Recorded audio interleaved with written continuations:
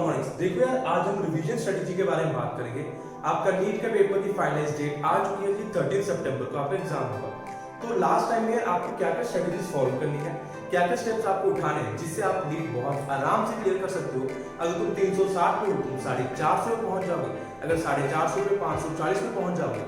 तो ये simple strategy आपको फॉलो करनी है लास्ट स्टेज में, जो आपका स्कोर बहुत ज्यादा इंप्रूव करने में आपको हेल्प करेगी। क्लियर? तो देखते हैं हमें क्या क्या स्टेप्स फॉलो करने होंगे जिससे आप अपनी स्ट्रेटजी बना सकते हो। ये स्टूडेंट्स का बहुत रिपीटेडली क्वेश्चन होता है, सर हम अपने लिए एक टाइम टेबल बनाना चाहते हैं बट हमें ये नहीं पता कि हम उस टाइम टेबल को इफेक्टिव कैसे बनाएं। देखना दो तीन चीजें हैं। तो मैगी की अगर बात करें, मैगी तुम्हें खुद को बनानी आती है, मैगी मुझे बनानी आती है, मैगी किसी रेस्टोरेंट वाले को बनानी आती है और मैगी किसी शेफ को बनानी आती है। क्या सबकी मैगी सेम होगी या मैगी बहुत ज्यादा फर्क होगा? मैं या तुम जो मैगी बनाओगे वो बहुत सिंपल से घर पे खाने लायक होगी। दैट इज, अगर आप ये स्ट्रेटजी बताओ तो खुद की मन के बड़े रैंडम में चैप्टर्स लिख लिए, वो स्ट्रेटजी इतनी इफेक्टिव नहीं होगी। बट अगर तुम ये साइंटिफिक मेथड्स को फॉलो करोगे, वो स्ट्रेटजी आपकी टिप टॉप हो जाएगी। और यही मेथड्स थे यार जिसको मैंने फॉलो किया। मैं सिंपल बताता हूँ यार, किसी भी एग्जाम को क्लियर करने के लिए it's not and not only hard work, but hard work के साथ अपना स्मार्ट वर्क बहुत मैटर करता है। एंड लास्ट टाइम ये ऐसा टाइम है, अगर तुम अच्छे से काम किया तो अपनी गेम को बहुत आप स्केल कर सकते हो, अपनी गेम को बढ़ा सकते हो, अपने स्कोर्स को बढ़ा सकते हो। लेकिन अगर तुमने अच्छे से यहाँ पे काम नहीं किया, सही स्ट्रेटजी से काम नहीं किया, तुम्हारा हो सकता है स्कोर काफी डाउन भी चला जाए। तो आपको सही स्ट्रेटजी फॉलो करनी है। तो मैं कुछ टिप्स बताऊंगा और आपको हर पॉइंट में फील होगा यार हाँ ये चीज तो मैंने खुद के साथ भी देखी है। I have been a student, मैं तो स्टूडेंट रह चुका हूँ, अब मैं उस स्टूडेंट फेज से बाहर निकला, मैं टीचर बन चुका हूँ। तो आई नो द डिफरेंस कि एक स्टूडेंट लाइफ में क्या क्या चीजें थी जो मुझे तंग करती थी, क्या मेरी सीनियर्स के स्ट्रेटजीज थी, क्या उनके पॉइंट्स जिन्होंने मुझे हेल्प किया, कैसे पॉइंट से अब जो मुझे लगता है काश मैंने इन पे काम किया होता मेरा स्कोर और भी बेटर हो जाता। तो वो सब चीजें मैं आपके साथ शेयर करने वाला हूँ। क्लियर? तो यहाँ पे देखिए रिवीजन स्ट्रेटजी के अंदर हमें क्या फॉलो करना है। सबसे पहले आपको एक क्वेश्चन पूछना है खुद से कि जो हम मॉक टेस्ट देते हैं, आपके चैप्टर वाइज मॉक टेस्ट में ज्यादा स्कोर आते हैं, फुल सिलेबस मॉक टेस्ट में ज्यादा स्कोर आते हैं। I know most of you will answer कि सर हमारे चैप्टर वाइज में ज्यादा अच्छा स्कोर क्यों आता है। इसका रीजन क्या है? Suppose I am reading a chapter, let us take example of the most difficult chapter जो अभी तक हम बायोलॉजी में जानते हैं, एनिमल किंगडम या मॉर्फोलॉजी ऑफ लाइफ का। ये चैप्टर रटने वाला है, अकेले चैप्टर को बारी बारी पढ़ते हो, तुमने फिर पढ़ा चैप्टर को, फिर पढ़ा, वो एग्जाम्पल तुम्हारे दिमाग में रहेंगे। बट अब मान लो मैंने 5 चैप्टर इकट्ठी कर दी, तुम इस चैप्टर पे इतना स्ट्रेस नहीं कर पाए, इससे तुम्हारा स्कोर कम आया। तो आप जब फाइनल में क्या करोगे? तो फाइनल में तुम एग्जामिनर को ये तो नहीं बोल सकते सर ऐसे कीजिए, हम आज आपको थोड़ा टेस्ट दे देते हैं, अगले दिन थोड़ा और चैप्टर का टेस्ट दे देंगे, फिर और चैप्टर का टेस्ट दे देंगे और इकट्ठा स्कोर बना के मैं नीट का रैंक निकाल दूँ यार। तब तो बायो पूरी, केमिस्ट्री कंप्लीट, फिजिक्स कंप्लीट, इन तीनों को मिला के इकट्ठा जज किया जाएगा। तो आपको करना क्या है लास्ट में? आपको लास्ट में रैंडम चैप्टर्स ऐड नहीं करने। आपको जब भी अपना टाइम टेबल बनाना है, अगर आपको टाइम टेबल बनाने में प्रॉब्लम आती है, खुद नहीं बना सकते, I will provide you daily targets based on this scientific strategies. तो आप उनको फॉलो कर सकते हैं। ऑन आवर टेलीग्राम ग्रुप आपको टारगेट्स मिल जाएंगे। तो यहाँ पे देखिए आपको एक बॉटनी का चैप्टर रोज डालना है। देखिए रोज मिनिमम एक चैप्टर, और आप इवन लास्ट टाइम को 3 चैप्टर्स तक भी इसको लेके जा सकते हो। 1 से 3 चैप्टर्स आपको ऐड करने हैं बॉटनी के। मैं इसके बारे में बात स्पेसिफिकली क्यों कर रहा हूँ? देखो यार होता क्या है, अगर आप प्लांट दैट इज बॉटनी वाले पार्ट की बात करें, अगर आप रोज ना बॉटनी के चैप्टर्स करोगे तो आपके माइंड में बेसिक टर्म्स हमेशा माइंडसेट में रहेंगे। सपोज तुमने प्लांट किंगडम की टर्म पढ़ी, करेक्ट, अब तुम क्या करते हो? प्लांट किंगडम पढ़ ले, इकोलॉजी पढ़ ले, तो सब एक दिन में खत्म कर दे बॉटनी का पार्ट, या कुछ पार्ट आपने बॉटनी एक दिन में खत्म किया, फिर 10 दिनों बाद वो चैप्टर होता है, तो तुम उस चैप्टर की टर्म्स भूल जाते हो, आपको ज्यादा टाइम लगता है। बट अगर आपने ये इस तरीके से फॉलो किया कि आप रोज थोड़ा पार्ट बॉटनी का करते हो, थोड़ा सा पार्ट जूलॉजी का करते हो, तो जो बेसिक टर्म्स है ना, जो बेसिक टर्मिनोलॉजी है, वो बेसिक टर्मिनोलॉजी आपके माइंड में हमेशा रहेगी। आपके माइंड में बेसिक टर्मिनोलॉजी नहीं निकाल पाएगा। इसलिए आपको पूरे टाइम शुरू में प्रॉब्लम होगी, बट आफ्टर 4 और 5 डेज आपको ये बेसिक टर्म तो हमारे माइंड में अब भी है। मानो तुमने पहले दिन प्लांट किंगडम किया, अब अगले दिन तुमने इकोलॉजी चैप्टर किया, उससे अगले दिन तुमने तो बॉटनी कोई और चैप्टर किया, तो तुम पाओगे यार हमने 2 दिन पहले अगर प्लांट किंगडम किया था, कुछ बेसिक टर्मिनोलॉजी अब यहाँ भी यूज हो रही है, and that will save your time. Same आपको केमिस्ट्री के लिए करना है। ये केमिस्ट्री में सबसे ज्यादा प्रॉब्लम आती है। आप क्या करते हो यार, इनऑर्गेनिक करो, 3 दिन लगाए इनऑर्गेनिक किया, 3 दिन लगाए ऑर्गेनिक रिविजन के टाइम, 3-4 दिन लगाए फिजिकल किया। ये सबसे बड़ी गलती है। चाहे दिन में पूरा चैप्टर कंप्लीट ना हो, बट इनऑर्गेनिक, ऑर्गेनिक और फिजिकल तीनों के तीनों आपको दिन में उठाना। तो आप approximately 1/3 time of chemistry inorganic को दो, 1/3 टाइम ऑर्गेनिक को दो, 1/3 टाइम फिजिकल को दो।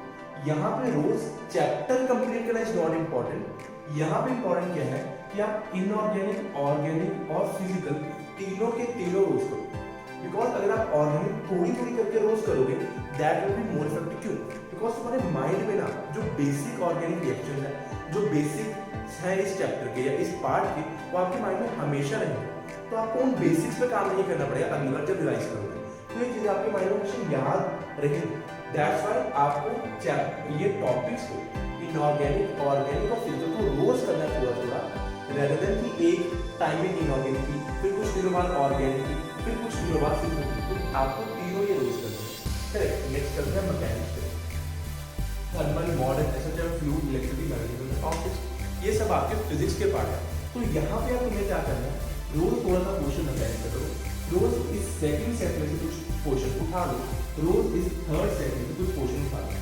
तो यहाँ पे अल्टीमेटली मेरा एक कहने का सिंपल सेंटेंस वगैरह बोलूं, एक मतलब है कि आपको रोज थोड़ा थोड़ा पार्ट करना है अलग अलग सेट से। क्लियर?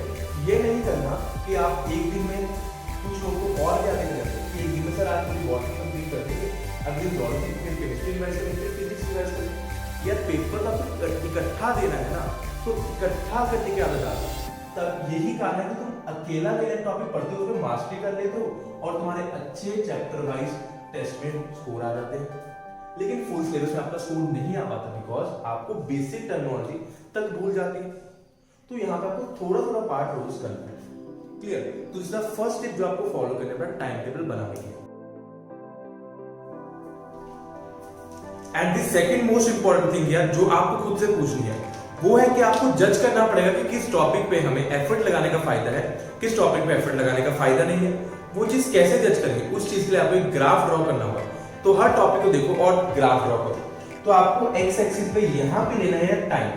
तो मैं आपको बता रहा हूं कि आप हर 5 घंटे को 1 यूनिट के बराबर मानो। That means every 5 hour is equal to 1 unit on x axis. और इधर वाई एक्सिस पे आप तुम लोगे स्कोर की इंप्रूवमेंट। देखो अपना अल्टीमेट गोल क्या है, अपन को अच्छा रैंक लेना है। करेक्ट? अभी अगर पेपर की तैयारी करो आपने अच्छा रैंक लेना, अच्छा रैंक कैसे आएगा? ज्यादा नंबर आएंगे। तो बेसिकली आपको जज करना है कि कितनी आपकी स्कोर की इंप्रूवमेंट होगी। एंड ऑन वाई एक्सिस मैं 4 मार्क्स की इंप्रूवमेंट को 1 वाई के बराबर मानता हूं। That is 1 unit on y axis is equal to 4 marks की इंप्रूवमेंट। तो हम कुछ एग्जांपल के बेस पे समझेंगे मैं बोलना क्या चाहता हूं। देखो सबसे पहले पी ब्लॉक की बात करूंगा। P block is one topic chemistry में ना लोगों को बहुत तंग करता है और मुझे तो पर्सनली यार बहुत ज्यादा तंग किया था इस पी ब्लॉक में। तो मैंने खुद से क्वेश्चन पूछा, नकुल ये बताया देखो पी ब्लॉक के लिए कितना टाइम चाहिए।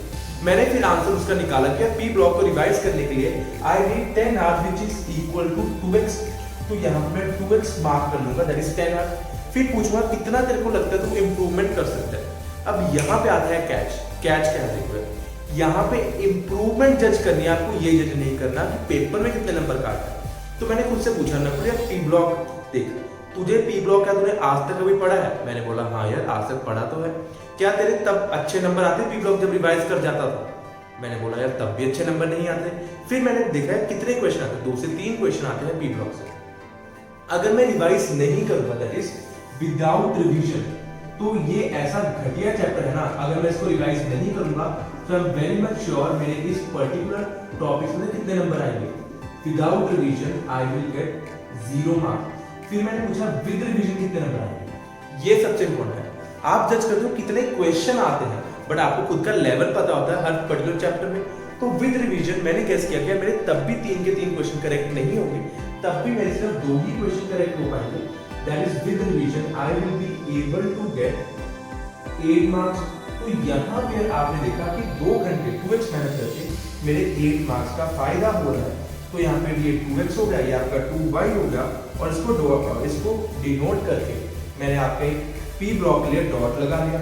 So this dot denotes P block का पॉइंट। फिर मैंने यही सेम चीज अपने लिए मॉडर्न फिजिक्स से पूछी। क्या यार मॉडर्न फिजिक्स में अगर मैं रिवीजन नहीं करता क्या मेरे तब कुछ नंबर आते हैं? Yes, modern physics is a easy part. अगर मैं रिवाइज ना करूं तब भी आई एम श्योर कि यार मेरे 4 क्वेश्चन आते हैं 2 dual nature of matter radiation से, 2 अटेम्प्ट्स ऑन न्यूक्लियर से, कि मैंने बिना रिवीजन के, दैट इज विदाउट रिवीजन मेरे कितने नंबर आएंगे, विदाउट रिवीजन मेरे तब भी 8 नंबर आ रहे थे, और विद रिवीजन अब कितने नंबर आएंगे, with revision I am confident कि मैं क्या कर सकता हूँ, अब चारों क्वेश्चन करेक्ट मार्क कर सकता हूँ। तो with revision I can get your 8 या 16 मार्क्स। तो इंप्रूवमेंट यार 16 माइनस 8, तो इंप्रूवमेंट इज नॉट क्या फाइनल कितने लेके आए, फाइनल इंप्रूवमेंट वो नहीं, आपको विद और विदाउट रिवीजन का डिफरेंस देखना है, बिकॉज इंप्रूवमेंट तो वही है। तो 8 नंबर की इंप्रूवमेंट, बट इजी चैप्टर्स है, रिवाइज करने में कम टाइम चाहिए, 5 घंटे का राउंड। तो यहाँ पे x के लिए मैं 2x नोट करूँ तो ये मॉडर्न फिजिक्स का पॉइंट होगा, जिसको मैं MP लिख देता हूँ मॉडर्न फिजिक्स के लिए। देन ह्यूमन फिजियोलॉजी में 7 चैप्टर, अगर देखो यार एवरेज हम 14 क्वेश्चन मान लेते हैं, और अगर मैं बिना रिवीजन के जाता हूं तब भी मैं उनमें से 8 या 9 क्वेश्चन करेक्ट मार सकता हूं। So without revision, so 8 into 4 is 32, and with revision मैं उनमें से आई एम गेसिंग कि I can mark out of those 14 question 12 questions correct. So 12 into 4, so this will B 48। तो यहाँ पे विद रिवीजन और विदाउट रिवीजन में 16 number का फर्क है, लेकिन टाइम कितना चाहिए, बहुत ज्यादा चैप्टर है तो अराउंड 3x टाइम चाहिए, 15 घंटे तो चाहिए।